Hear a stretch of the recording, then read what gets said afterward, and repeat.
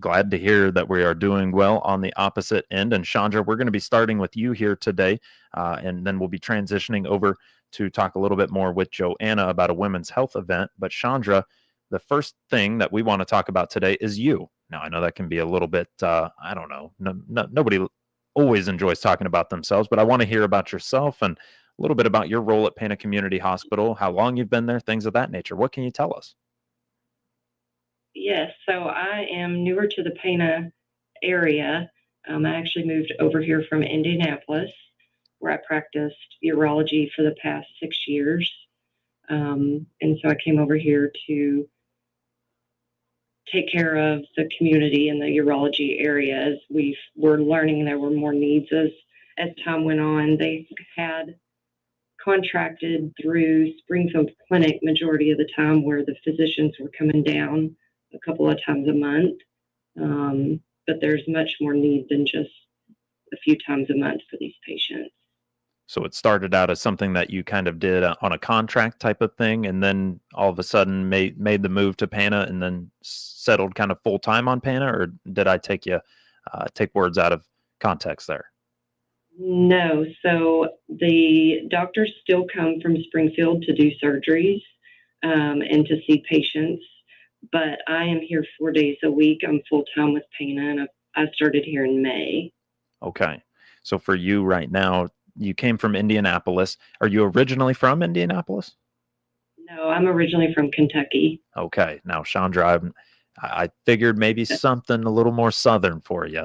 But there's just a little bit of charm and a little twang there. So, Chandra, anything else you can tell us about yourself? I don't know. Is there anything else you want to know? Well, I think I think we got a good basis here. How long, though, have you been within urology? Was that always kind of your focus? Was that always something that coming out of school you knew you wanted to focus on that side of the medical field? No, so actually, I was really interested in women's health, but I got my degree as a certified family nurse practitioner. But the great thing with urology is I get to see different aspects, and there's a lot more women in urology than you think as far as patient needs. So that really fit what I was looking for whenever I wanted to spend my career. Yeah, well, that kind of brings me into my next question for you. So, for you as a nurse practitioner in urology, what kind of things are you treating? What kind of things are you seeing on a daily basis? I see, of course, the typical prostate issues that people think of for urology for men, but I also see frequent infections in men and women, incontinence, kidney stones, prolapse, nocturia or getting up at night, hematuria or blood in the urine. And then I also see and diagnose cancers like bladder cancer, kidney cancer, prostate cancers. So a lot. It would be the answer to that. And for you, you mentioned men and women, but kind of, many people think of it like it's a men specific thing for urology, but that is not the case. So how important is urology for women's health as well? And what have you kind of connected in your time in urology? Sometimes I think as women, we have these issues and we just tend to put it on the back burner because as we get, I don't like using the O word. So as we get wiser in years, we just say, well, that's just how it is. But a lot of these symptoms and issues can actually lead to other things. As an example, say incontinence for ladies, they lose their confidence. So then they start to not want to go out with their friends. They don't want to go on family trips. They don't want to go out to eat, things like that. So they start to self-isolate because of possible embarrassment. So even something so minor as, it happens, but it is something that we can take care of. Infections obviously can be miserable. And so as women, as they get wiser in years, infections become more prominent. And that can be pretty miserable, like I said, and lead to other issues as well as possible hospitalizations. Well, I like the way that you kind of look at it in terms of it's almost like the whole person, right? So if I'm having an incontinence issue or I'm having an infection, there's something I'm not going to feel great about myself too. And so it's kind of interesting that you're still able to connect that on a personal level too as well. But yeah, no, it's one of those things that most of the time we do tend to think about men for urology. And so right now, I'm wondering from you and from your end of things, you mentioned that a lot of times we just ignore them and we kind of brush them to the side. What about some of those common symptoms, some of those things that you see often that should not be ignored, though, when that first sign is shown? I would say probably one of the bigger ones is like irritative voiding symptoms. So it doesn't always mean there's something by any means. It could just be an overactive bladder issue, but sometimes bladder cancers can present as irritative voiding symptoms. So that frequency or urgency that kind of came out of nowhere, lifestyle factors play a piece in that. People are told a lot they have blood in their urine, but you can't see it, so it's microscopic. But sometimes that alone can be the very beginning of something actually brewing. It could be kidney stones, or it could be something as serious as a cancer. I think one thing that people don't talk about enough is smoking is the number one cause of bladder cancer. And so we always think of smoking as lungs, throat, things like that, but it actually is a big deal for bladder cancers as well. Hmm. Really, I did not know that. Is that just because it maybe hardens the bladder? It kind of limits its function. What causes, or what does smoking cause in terms of bladder damage? It's the toxic chemicals that you're putting in, and that goes along with other chemicals. So people who work in factories with chemicals, I'm always concerned about my farmers who are around a lot of chemicals. So the cigarettes are in that same category, that it's just the toxic chemicals they're putting in. Okay, And now it doesn't happen immediately. It's obviously over time, but there's always a bigger concern. I'm sure. My question then is that just because the bladder does so much to flush the toxins from your body, and then all of a sudden, as time goes on, you've been exposed to numerous chemicals, or maybe long stints of being exposed to chemicals, that all of a sudden it just slowly but surely loses its function. Would I be somewhere in the right vein in that? Could be, yeah. The kidneys are obviously your filters of your body, or one of your filters. And so they produce the urine, and the bladder's kind of your holding tank. Hmm. And so we hold quite a bit in our tank at different times, right? Overnight happens all the time. And then as we're busy going along, our bladder's constantly filling up. So it has a lot of exposure just from that. Okay, so empty the reservoir a little more often, maybe.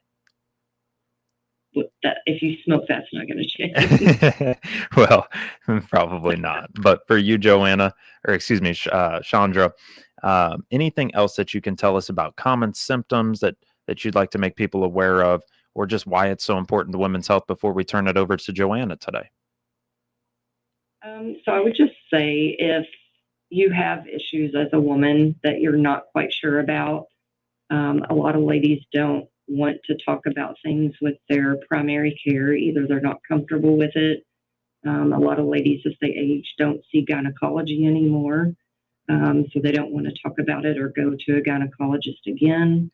But just know that if there's a concern, if there's something that's interfering with your life, and causing you changes from what you were, we'll never be 20 again, but there could be some possibilities of improvement, or even cures, fixes, and get your quality of life back. Okay. Well, Chandra, I appreciate you kind of letting us know about your end of the deal and telling us a little bit about yourself as well. And so thank you very much for taking some time with us here. We are going to turn to Joanna Holthouse. And again, Joanna is the marketing coordinator with Pana Community Hospital. So right now we're talking women's health and how that kind of applies to urology with Chandra Marlin, nurse practitioner. But for you, Joanna, what can you tell us about Women's Health Month or Women's Health campaign that right now you're running with Pana Community Hospital, and why it's so important to you? Sure. So women, we know, are so busy working, taking care of their children, their parents, and their home, and they often get overlooked And our goal with this campaign is to encourage them to put themselves first and make their health a priority, whether that is their annual visit, early cancer screenings, or acknowledging any health concerns that they may currently have. We have an incredible team of women's health providers here in Pana, and we just want to bring awareness to that. You don't have to drive 45 minutes to an hour. We have those services right here in our community. And you guys have really bolstered the number of specialists that you have as well. And it is interesting because specialty care is not provided at a lot of places like a Pana. You have to go to a Springfield or a Decatur or something like that. And so kind of changing the script and the narrative on that. Well, Joanna, let's take ourselves a break. Earlier, we spoke with Chandra Marlin, nurse practitioner of urology, and now speaking with Joanna Holthouse, who is a marketing coordinator with Pana Community Hospital. They've got a big event planned for the next, or for here at the end of the week, actually. But we want to talk about that special event and more when we return. You're listening to WTIM, your information station, and our Pana Morning Show brought to you by People's Bank and Trust, where they put people first. Your information station. WTIM.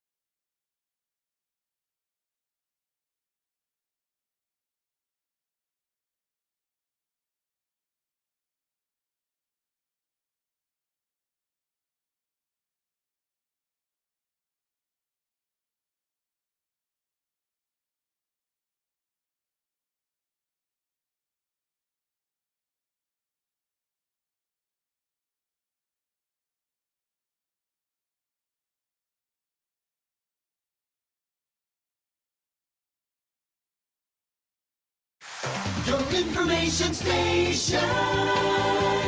WTIM. And we're back with more of the WTIM Pana Morning Show coming to you from our Taylorville studios with Pana civic, nonprofit, and business leaders here in Taylorville. It's brought to you by People's Bank and Trust, where they put people first, as well as Pizza Man, Noren's Hardware, Bob Riding's Pana, the Okanee Chop Shop, the Nokomis Dairy Queen, Pana Bowl, and your Pana Save-A-Lot. I'm your host, Grayson Bauman. Our guests in this segment, we have Chandra Marlin, nurse practitioner of urology, who we spoke to for the bulk of that first segment, and Joanna Holthaus, marketing coordinator with Pana Community Hospital. Joanna, for us coming up, though, we've got that special event just around the horizon. What is going on with that special event where we're trying to fill in more about this women's health campaign? We're having an event called Ladies Afternoon Out, and it's for the women in the community to come learn about the services that we have specifically for women at Pana Community Hospital and our outlying clinics. The event is Sunday, October 19th at the Pana Country Club from 1 p.m. to 3 p.m. And we'll have 3 of our women's health providers there to briefly speak, answer any questions about the services they provide. Okay. And Joanna, who will some of those providers be and what will they roughly be highlighting? We'll have Chandra, who spoke earlier, and Dr. Brooke Dean with the Community Medical Clinic, and nurse practitioner Tabitha Wilhauer with Pana Medical Group. Okay. And I'm also seeing here that diagnostic imaging information on mammograms. What can you tell us? Because obviously most folks take October as Breast Cancer Awareness Month, but we're kind of fully encompassing women's health with this month. So what's going on with that side of the deal? We'll have a table set up with some girls from our radiology department who can answer any questions about mammograms that the guests may have. Okay. And so when you call it Ladies Afternoon Out, I'm thinking there's some fun probably involved with this as well. What kind of other activities or extra deals do we have going on that are planned for those that come out and enjoy? Sure. We'll have some refreshments and drinks, and then we will have a flower bouquet bar where they can come and build their own bouquet to take home with them. We'll have goodie bags for attendees and also giveaways for them to put their name in for. And then we'll also have 5-minute chair massages. A 5-minute chair massage doesn't sound bad. While sipping on maybe a little bit of a drink or two, and then maybe putting together a bouquet. But you said I can take that home, no charge associated. The whole event is free as far as I'm understanding it. Yes, that's correct. Okay. I like to hear the sound of that. For you guys, what kind of inspired you putting this on? I mean, obviously a lot of folks are trying to raise funds for, maybe uninsured or underinsured patients, things of that nature. This is more or less just trying to make you a little more aware of your health and your wellness. What kind of spurred this decision to transition to focus on women's health and maybe not breast cancer awareness or things of that nature? We just wanted women to kind of put themselves first and focus on their health overall. Obviously, mammograms are very important, but there's also a lot of components of the body that they need to keep up on as well. Mm-hmm.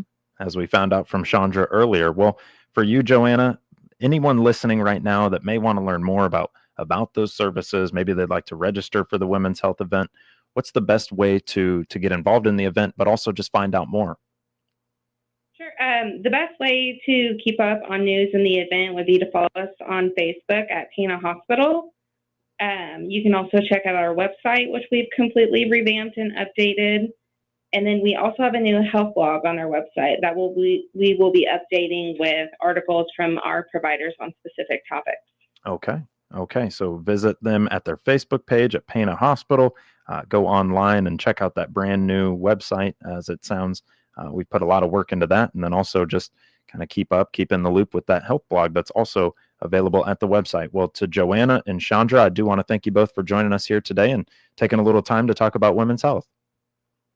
Yeah, thank you for having us. Absolutely. Thank you. You are very welcome. And thank you guys for joining us. Again, Chandra Marlin, nurse practitioner of urology, Joanna Holthaus, marketing coordinator with Pana Community Hospital here on the WTIM Pana Morning Show.